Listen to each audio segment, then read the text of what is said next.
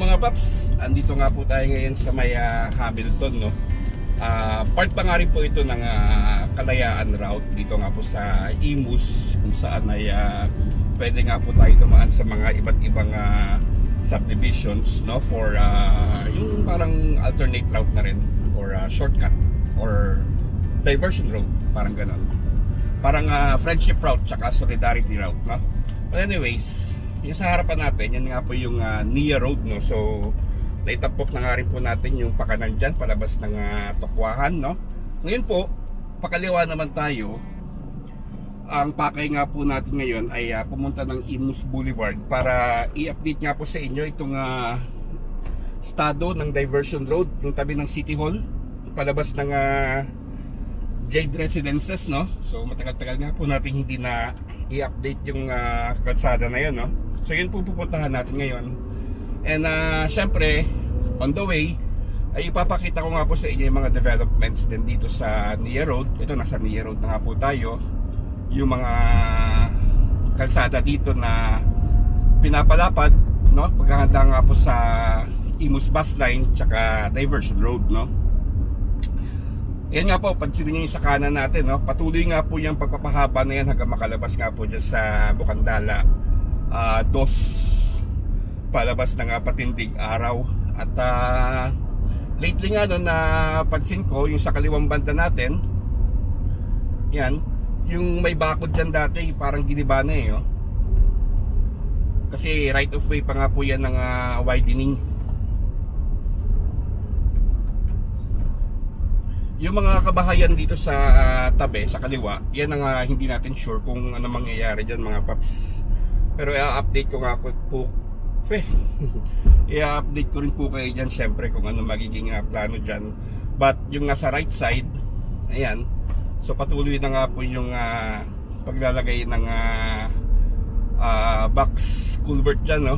Dahil nga po sa widening, palabas nga po dito sa SM Center Imus. Pero dediretso pa po yan dun hanggang sabi ko nga palabas ng Patindig Araw, kung saan dun banda giniba na nga po yung ibang establishments, no? Yung nasa right side kung papunta tayong Patindig Araw, giniba na nga po para sa continuation nga po ng kalsada. And dito nga po, nabanggit ko rin sa post natin sa Facebook nung nakaraan, yung patawid ng Imus Boulevard dyan sa Alapan nga, yung may bakod na nasa kaliwa, no? So yung kalsada pala na ni-widen doon is dadaan pala talaga dyan sa yan tabi ng yan yung bakod na yan, yung color blue, which is gagawin naman yung parking or extended parking area ng SM, no? Ito po, ito sa kaliwa. Hinahinay tayo. Yan.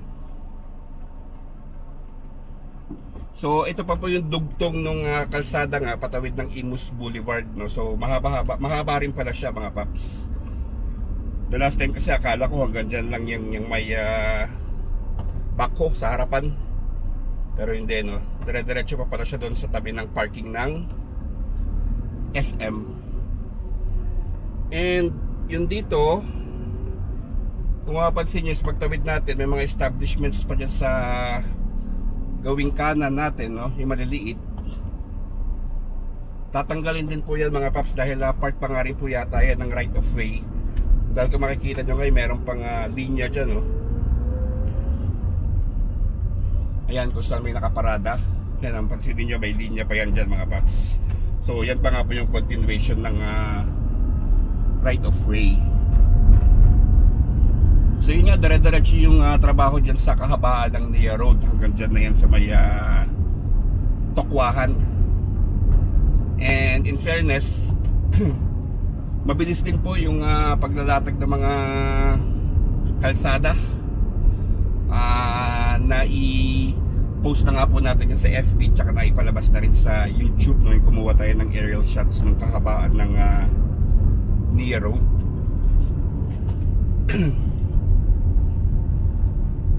Ito, mga paps, hinahinay ulit tayo.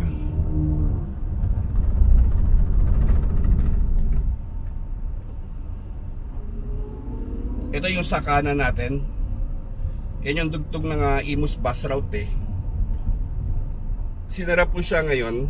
I'm not sure lang mga paps kung may ginagawa na ba dun sa may simbahan dyan sa may Alapan para nga po patawid ng Nia Road. But later on, i-update po natin yan kung ano na nga po ba estado niya sa loob. So ito, Imus Boulevard na tayo. Tulad nga po na sabi ko, papunta tayo ng City Hall para doon nga po sa pakay natin ngayon, which is ito nga po yung diversion road to Malagasang. So dadaan nga po yan sa gilid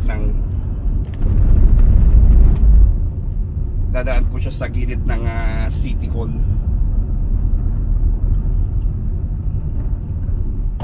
Yung kaliwang side natin mga paps, palabas ng Jollibee Bukandaga, ginagawa rin yan dyan. Ito naman sa parting kanan natin, yan yung Advincula Avenue Extension, ay mukhang nahinto pa nga po yan.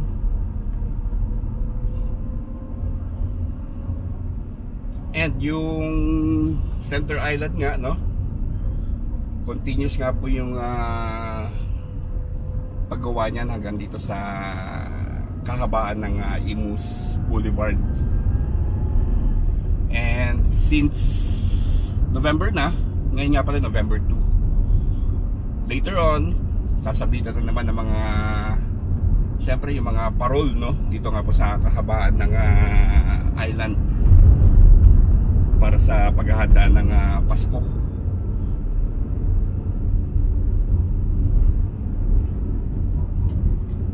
So dapat nga kahapon tayo pupunta dito, kaso nga lang masama yung panahon, biglang umulan. Paalis na ako, biglang umulan. So ngayon November 2, 2024 update para sa diversion road. Not sure lang mga paps kung anong official name na gagamitin din sa diversion road. Pero before that, meron pa po isang diversion road dito naman po sa bago McDonald's, yung katabi ng Shell, yung bagong Shell. Ang official name na nga po niyan ngayon ay Castell Avenue. So same po yan, labas niya sa Malagasang. Dito may island na rin pala ginagawa. Tatandaan nyo, dito dati yung bahay na matagal na acquire yung right of way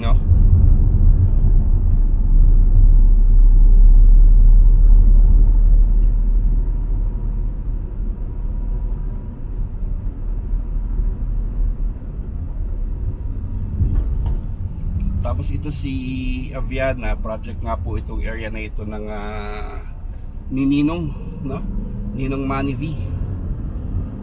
Pero wala pa pong development except dun sa kanyang Dear Joe. Wala pa pong movement mga paps. So yan yung pakaliwa dyan, yan na yung Castell Avenue. And also nakita ko nga rin po yung sa Castell Avenue doon sa dulo, sa bandang Malagasang. Natanggal na nga po yung maliit na bahagi ng poste doon, yung nasa gitna mismo. So continuous na nga po yung flow ng traffic, hindi na po delikado.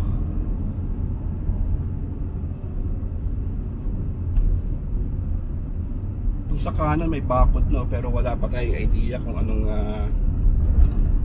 ilalagay dyan. Tapos syempre sa kanan pa, palabas nga po yan or papunta yan ng alignment ng Calax. Ang alam ko po yung ginagamit mo na yung kalsada na yan para sa mga heavy equipment ng pag-construct ng Calax. Diyan rin po yung MPT South Hub.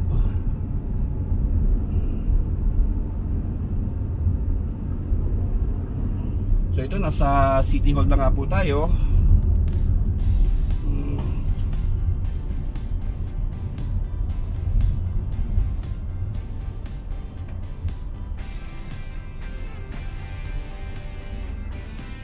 Yan yung ating City Hall dito sa Imus.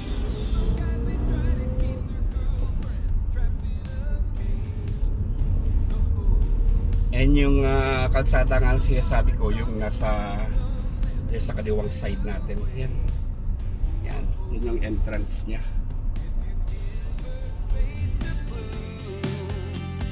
She'll be good to you. She's alright with me. She can be anything she wants to be. She's alright with me. I can't wait to see her spread her wings. Could be a movie star, beauty queen, doctor, lawyer, anything. Long as she's by my side, girl, she's alright.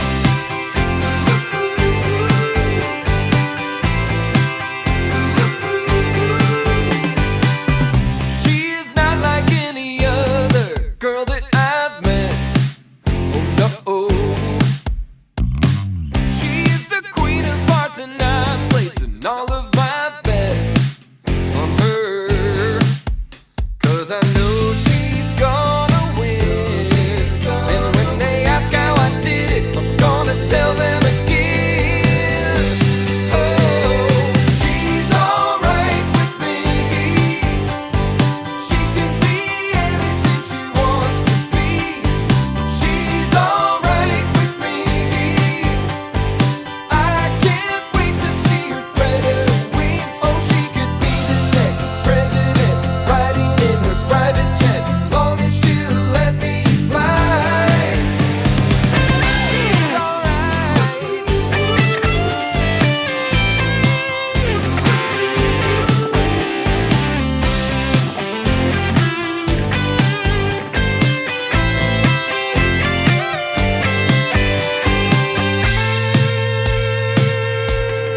Girls alright. She's alright with me. She can be anything she wants to be. She's alright with me. I can't wait to see her do her thing. She's alright with me. Oh, she's alright. She's alright with me. The girl's alright. Oh, she's alright.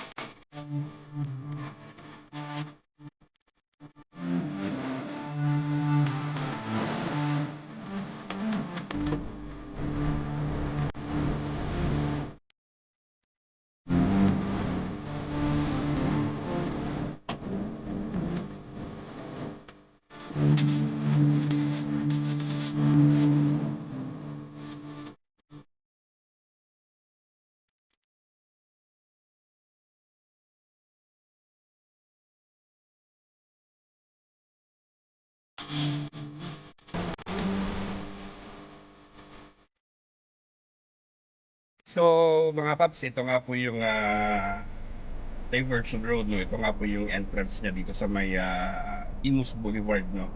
So nakita naman po natin sa aerial view, no, yung lalabasan niya, yung gate nga po dun sa kabilang side. Ngayon po ipapakita ko nga po sa inyo, para at least comprehensive itong ating video, yung eksaktong lalabasan niya dun sa Malagasang side naman, no? Unfortunately hindi na inabot nung drone natin yung pinakadulo eh. May signal interference na po mga paps. So might as well puntahan natin nang sa ganun makita nyo nga talaga kung saan yung lalabasan niya, no?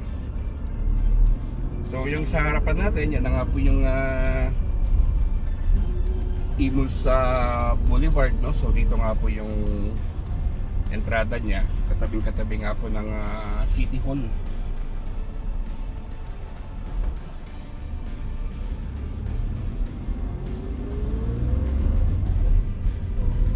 Yun, so sige mga paps, balikan nyo nga po kayo, puntahan natin yung dulo kung saan nga po yung huling nakuhanan nga po ng ating aerial shots, no? Balikan po kayo mga paps.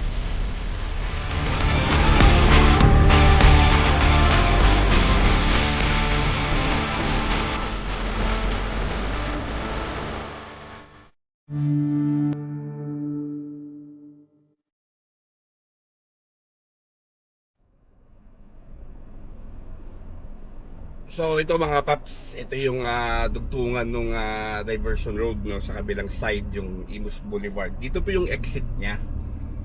Kung saan huli nakita nga po natin sa drone ay yan, yung nasa harapan natin yung commercial building na yan, di ba? At yung gate, may nakita tayong gate dun sa kuha natin eh. So ito yan na yung gate na kuha natin, no? So hanggang dito nga na po umabot yung ating pagpapalipad. And from here, lakbayin na lang po natin ng kotse. Kinapos tayo sa pagpapalipad. Sana kaya pa naman sana, ilang meters na lang din to. Sana pala tinuloy ko na lang, no, yung lipad. Anyway, better safe than sorry. So ito na nga yung kalsada palabas ng Malagasang.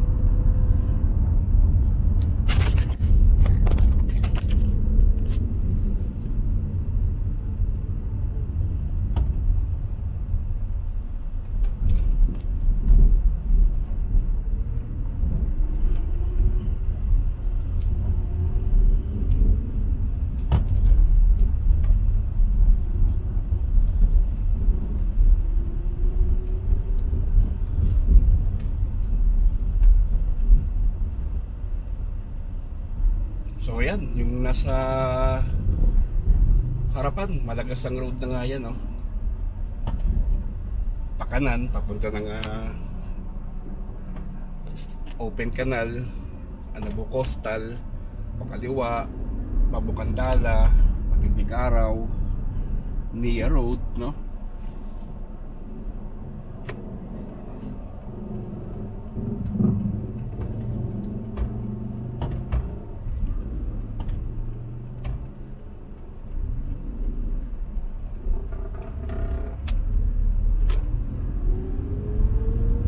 Ayun mga paps, ito nasa Malagasang Road na tayo. Back to home base na tayo. At least na ipakita natin sa inyo ng comprehensive yung ating kuha para sa diversion road na yan from Imus Boulevard to Malagasang Road. And then bale, ang mangyayari niyan, dalawang diversion road nga po dito palabas ng Imus Boulevard. Yung isa is yung Castel Avenue. Yun na yung official name niya, no? Diyan naman po matatagpuan yung sa bandang unahan. Labas niya sa may Shell.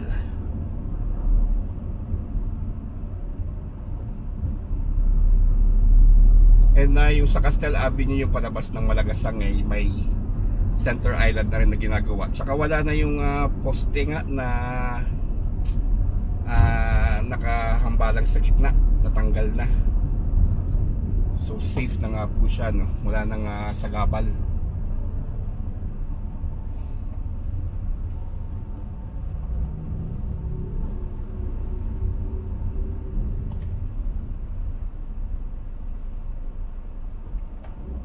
So ito, papakita ko sa inyo mga paps. Yan yung kaliwa. Yan na yung Castel Avenue. Yun. Kung saan ko maliwa yung motor na yun, dun may nakatayong poste dyan dati, pero ngayon wala na.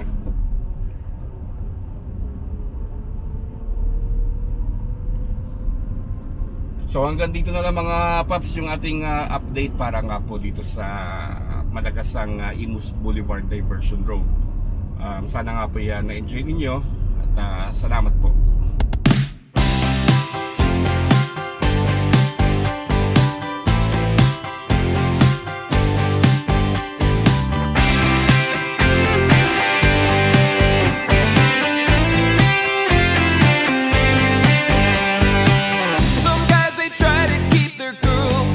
Trapped in a cage, oh no. But mama taught me, she said, son, there's a much better